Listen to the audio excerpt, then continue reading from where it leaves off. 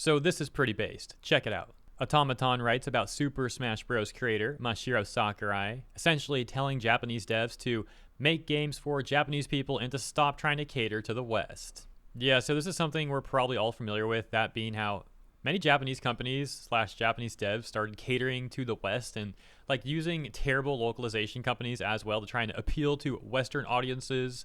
And in doing so, they actively make their games worse. For example, literally hiring localizers who go out of their way to change things that they find offensive, in their opinion, about the original intellectual property. But I'm sure you all know a lot about that already, so let's just focus on what Sakurai has to say here, shall we?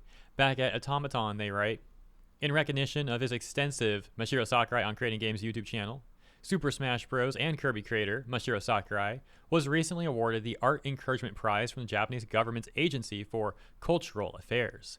On March 11th, he attended the awards ceremony and gave an exclusive interview to NTAX, in which he shared personal views about the future of Japan's game industry. When asked what he thinks the domestic game industry should be doing to keep growing, to keep pace with the booming success seen in countries like China, Sakurai comments, "It's not really my own idea, but as an industry trend, I think Japanese people should keep pursuing the things that Japanese people like." He goes on to explain that the success of various Japanese games in the US kicked off a trend of making Americanized works. Or, Sakurai notes, you could say that there was a culture of following de facto standards. By de facto standards, he is referring to practices that get adopted as widespread norms by the industry as an outcome of market competition.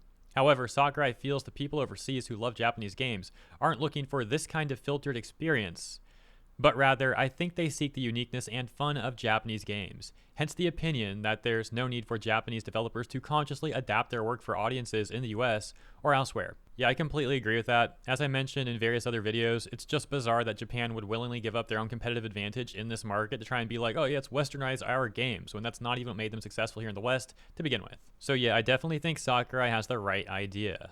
Automaton closes with this.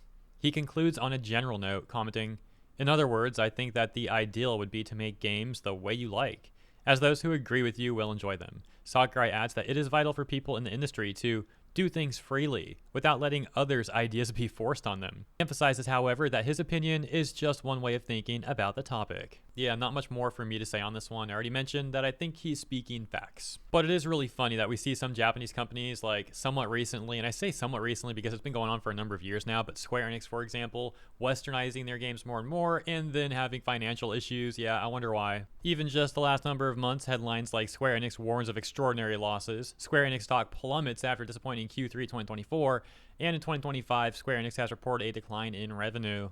Anyways, let me know what you think about all this stuff in the comments. Thank you for tuning in. Consider liking and or subscribing if you enjoyed the coverage, and I'll see you in the next one.